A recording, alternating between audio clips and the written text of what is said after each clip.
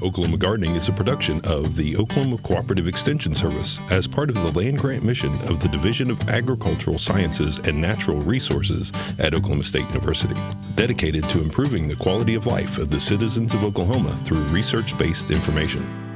Underwriting assistance for our program is provided by the Oklahoma Department of Agriculture, Food, and Forestry, helping to keep Oklahoma green and growing.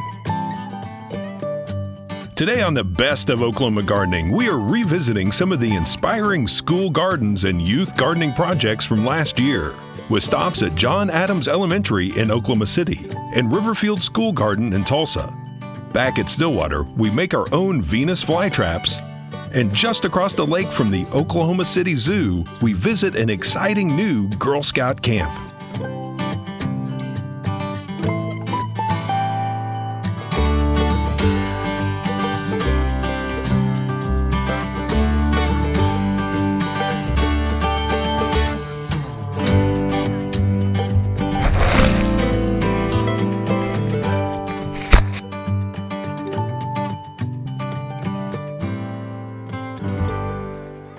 John Adams Elementary in South Oklahoma City, and joining me is Miss Ganjanathavada, and also known as Mrs. G, obviously. Yes, so, that's good. Mrs. G, tell us a little bit about the garden here and how you've incorporated it into your curriculum. Oh my gosh, this is totally hands-on.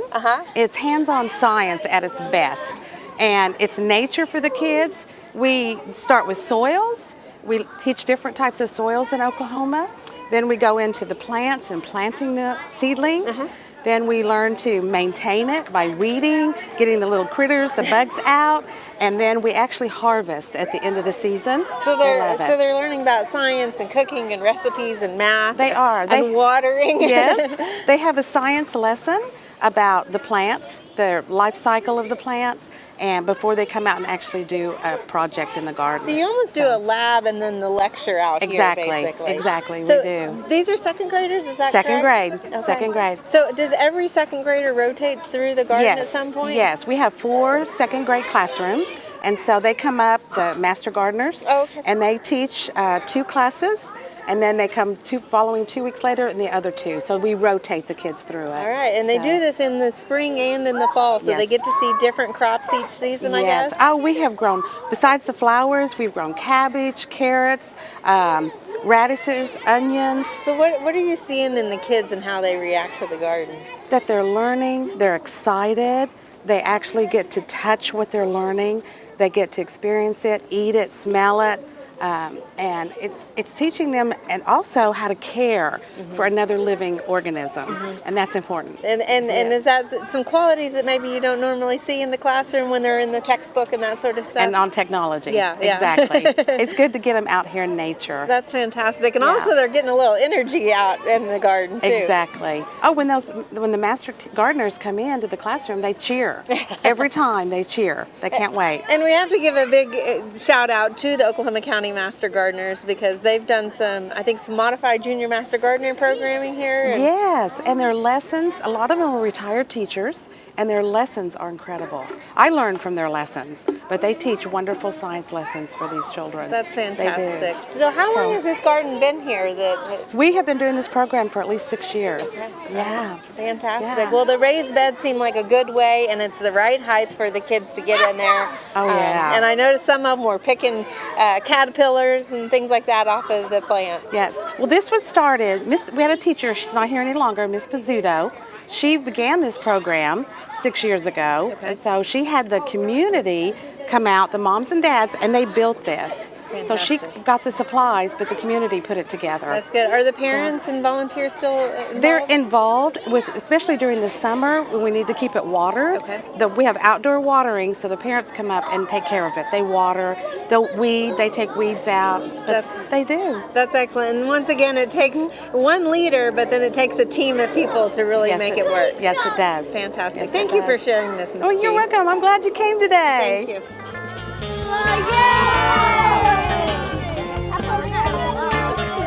Welcome to Adams Elementary! Yay, vegetables!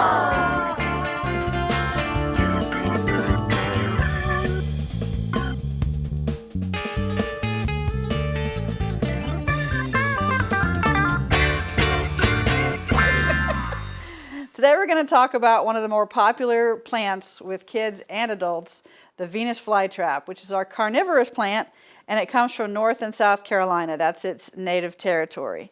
Everyone is fascinated with the carnivorous plants because they eat insects, which is not something most people associate a plant with, because plants, for the most part, make their own food.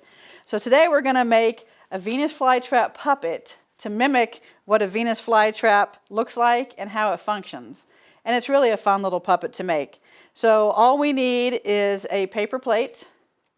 So this is just your common cheap variety of paper plate. And I've colored the top side you would eat on is pink, because the inside of the Venus flytrap is pink. And on the reverse side, I have colored the whole thing green. It doesn't have to be perfect, it just has to be green. So the reason the outside is green is because the carnivorous flytrap is a plant, and plants have a lot of green because that's from the chlorophyll that helps them take the sunlight and the water and the carbon dioxide and make the sugars they make to grow. The pink on the inside of the Venus flytrap mouth is to help attract insects, because insects are attracted to colors. That's what flowers are colored for. They help pollinate, and sometimes that's where you get sweet things like nectar. So the insects are attracted to the pink just like they'd be attracted to a flower. So what we're going to do to make this a puppet is I've traced where my fingers would go on the outside of the plant, and I'm going to cut finger holes. So I've made some little X-Acto cuts to help me get through this easier. All right, so now we have a puppet that'll open and close. But if you notice, the Venus flytrap has little hairs on the outside of the leaves. So we're going to make some of those. And we're just going to cut triangles all the way around, just the outside curvy part of the plate. So now we have what looks like a sun. All right. And you can just fold these little hairs in. Okay, so now what we have is a paper hand puppet that looks a lot like a Venus flytrap. So the inside's pink, again, that attracts the insects, and the Venus flytrap does exude a little bit of sweet nectar to attract the insects. It's green on the outside because it does photosynthesis like most plants. And then these little hairs on the outside are so that on cold days when the Venus flytrap takes a while to close, they act like jail bars to trap the insect so it can't get away. But the reason the Venus flytrap knows when to close is because it has little sensitive hairs, in this case your fingers. So when the Venus flytrap feels something, that's when it knows to close. And it doesn't just close if something touches it once, because that could be the wind. So it waits until an insect touches either several places or one place a couple of times quickly. And once it feels that, it knows there's something crawling around, and it shuts. And then it shuts all the way and squishes and oozes digestive juices and then digests the insect. And when it's done, it opens back up, and whatever the non-digestible parts were just fall out, and it's ready to trap and digest again. Okay, so here we have the pink inside, which would attract insects. And you can see on the outside we have the little hairs that are going to act like jail bars. And again, it's green because it mostly uses photosynthesis. But these guys grow in nutrient-poor soils in bogs. And so that's why they've evolved to catch insects. So we're going to pretend we're an insect and tickle the inside just a little bit.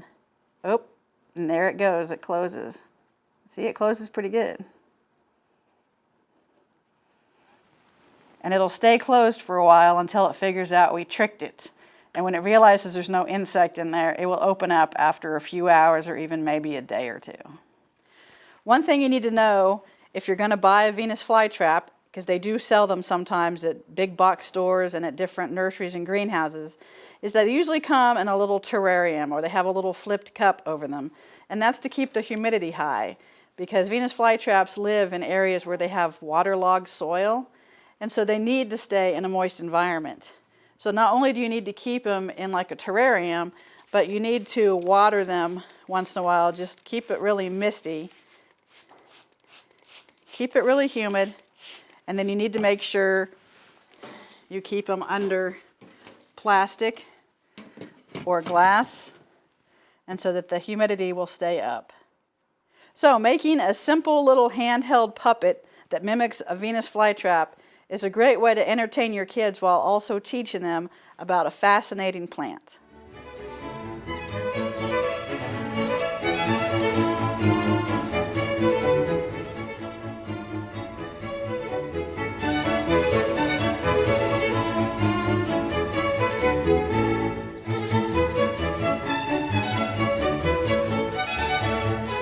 Hello from Riverfield. Today we're at Riverfield School, and joining me is Vicki Canty, who is in charge of the after-school gardening program. And Miss Canty, you're doing a lot of gardening here. Can you tell us a little bit about how this got started?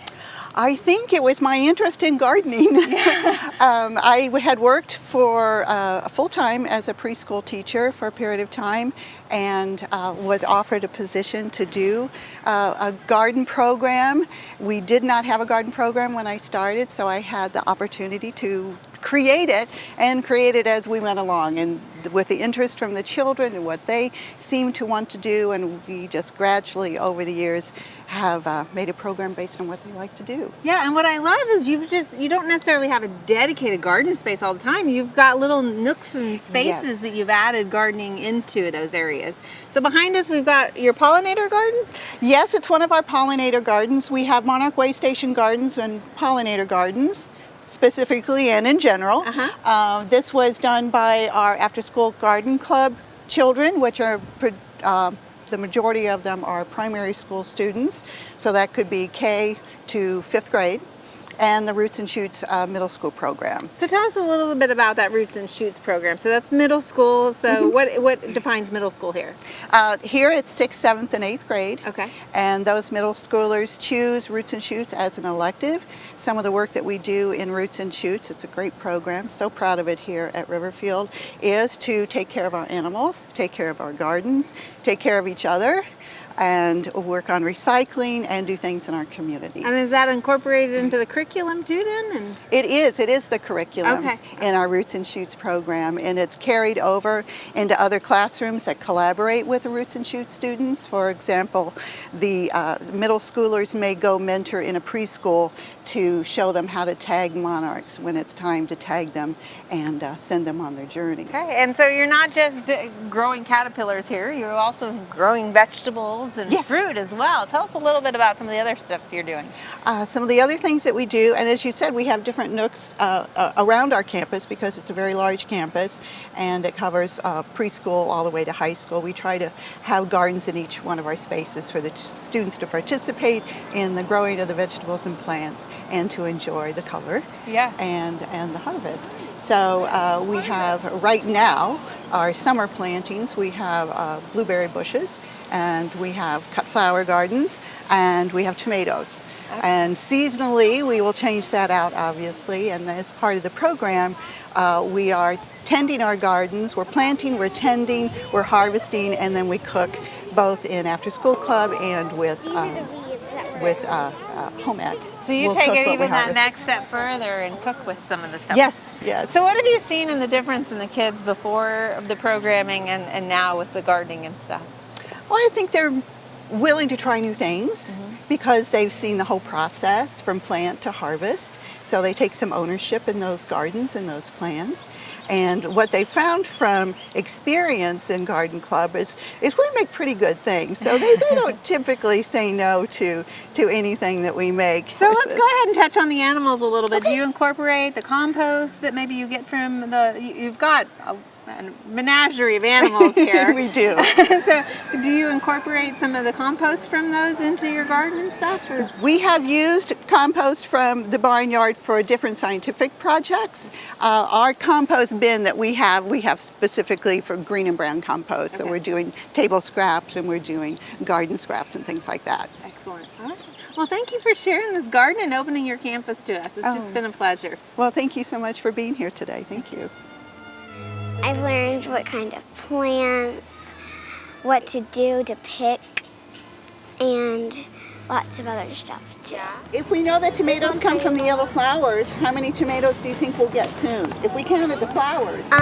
Well, we check them, we water them, and when it rains, we probably make sure that the next day we go out to make sure they're all still there. Do we see any weeds? And we all know the difference between a plant and a weed. Well, we've been looking at normal weeds, kind of like different weeds, and flower weeds.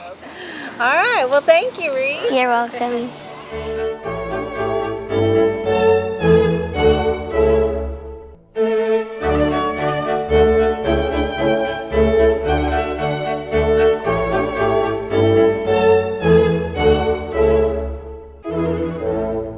We are here today just across the lake from the Oklahoma City Zoo, and joining us today is Melissa Pepper, who is the Chief Development Officer for Girl Scouts of Western Oklahoma. And Melissa, y'all have got a great project going on here. Can you tell us a little bit about it, please? Yes, so we are in the process of fundraising to build a new urban STEM camp here on this 42-acre parcel. It's owned by the city. The zoo manages it. We'll be subleasing from the zoo. We'll be building on, a little less than half of it. And this camp will be a year-round camp for girls from Western Oklahoma or all of Oklahoma, or even nationally. We think there's a good chance it'll be a great destination for the other 112 Girl Scout councils. Yeah. Girls will be able to stay overnight and learn all about STEM. And so this is just now in the early stages, a little bit. You've done a lot of planning. You've got a great master plan. Tell us what facilities are going to be here.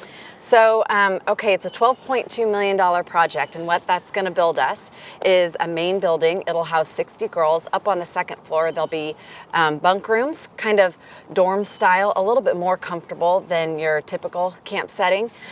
We'll have a great hall. Within the great hall, there'll be an awesome climbing wall. We're trying to make it so that since it is a year-round camp, there's a lot to do inside and outside, since Oklahoma weather can be challenging certain times of the year. There'll be a pool, not just for swimming, but it's going to be a zero entry pool. Underwater robotics is a big thing in Girl Scouts, so we'll be able to use the pool for that. We'll have 3 tree houses. We will have a zip line. Girls are super excited about this. A zip line that goes from this spot across the lake to a back entrance of the zoo. We'll have kayaking down at the lake. Just all sorts of features. It's going to be really great because girls, as they grow, will have different sleeping opportunities. So they'll start in their bunk rooms, and then they can go out onto the sleeping deck, which has hammocks, or they can go sleep in the tree houses. And then we've got 2 primitive campsites, so they can sleep in there.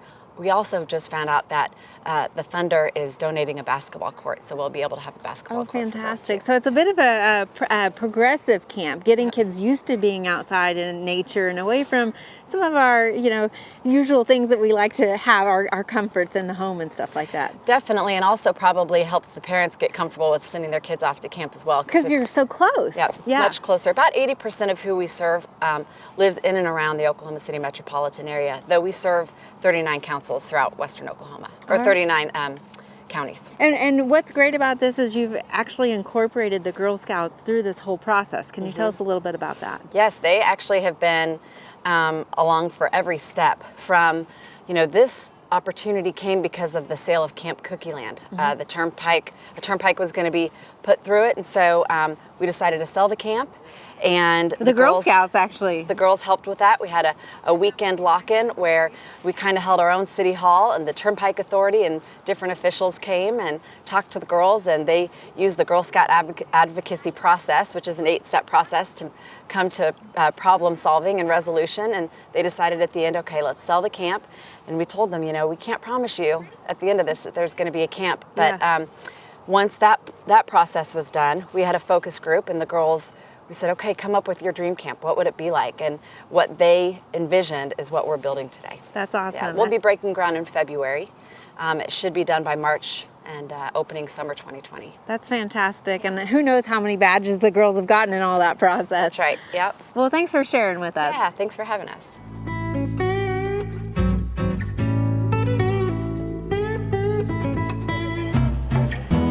We're joined by Ann Matheny, the Volunteer Development Specialist for the Girl Scouts Western Oklahoma. And Ann, you guys are having a lot of fun out here today. Can you tell us a little bit about how you're incorporating the Girl Scouts in this project? You bet. We are at our new urban STEM camp, science, technology, engineering, and math. Yes. We're very excited about it, and we wanted to get the girls involved. And so the easiest way to do that is bring them out here and help them earn a badge while they're learning about our new camp.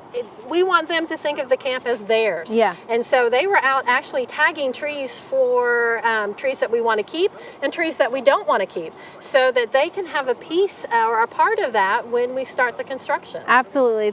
It's fantastic. And I imagine they're going to probably earn several badges through this whole process. Oh my gosh, they are. There are many badges. We've got design badges. We've got more science and technology badges. Girl Scouts have just come out with 30 new badges this year about science and technology. So it's really exciting that we'll have a facility to help facilitate those badges. And getting back to kind of the crafts and building again, I've even heard some of these trees that are going to get tagged and have to be removed, that they're going to get reused. We're hoping to do that. So, you know, it's all about recycle, reuse, and using our resources wisely. And we want to make sure that we're good stewards of the material that we have on site. And so if a tree has to be cut down, then we can have that tree milled and then have it available for projects. And so we don't know what those projects are yet, but that could be a troop coming out to build a bench on underneath a tree for a remembrance, or it could be a table that we use in the building. So it could be countless things. Well, that's fantastic, and it's going to be so exciting to see this really develop, and I'm sure the girls are enjoying every moment. And to start, when you see it like it is, and then in 18 months, what it's going to be amazing. Well, that's fantastic. Thank you for sharing with us. Thank you for coming out today.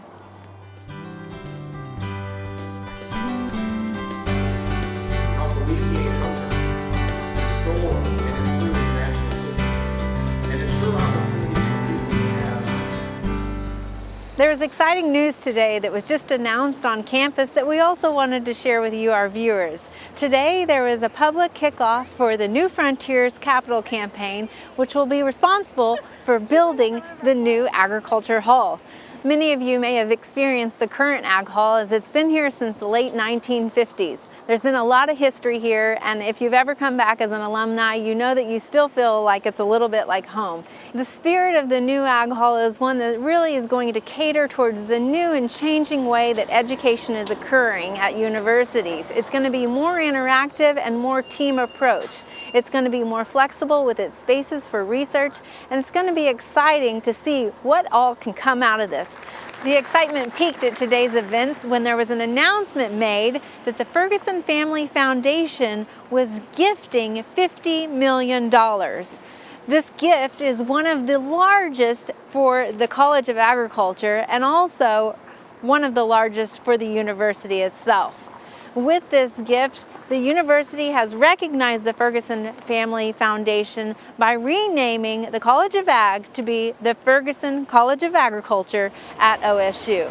This new Ag Hall is expected to break ground fall of 2021 and be completed by fall of 2023. As an OSU alum, an OSU employee, and a person who is deeply rooted in agriculture, this is an exciting time for OSU, for our state, and for agriculture. Well, agriculture is just etched in the DNA of Oklahoma State University. An ag degree from Oklahoma State is a golden ticket to career opportunities and preparing students to be leaders and change makers in their communities. So I commend the university for the innovation, for the teaching, the research, and the extension efforts that have been critical to the growth of our state. And I really believe that Oklahoma State can be a center point, can be a light in feeding the people of the world.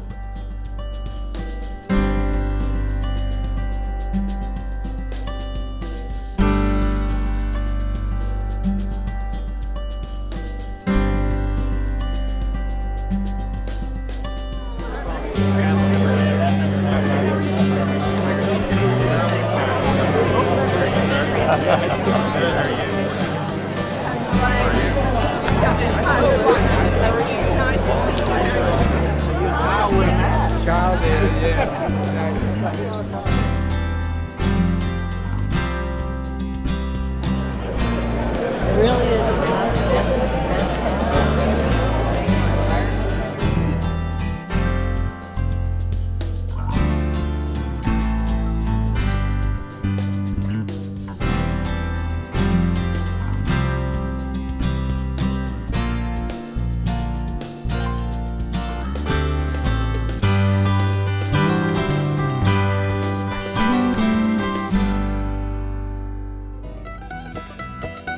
There are lots of great horticultural events this time of year. Be sure and consider these activities when you're making your plans for the weeks ahead.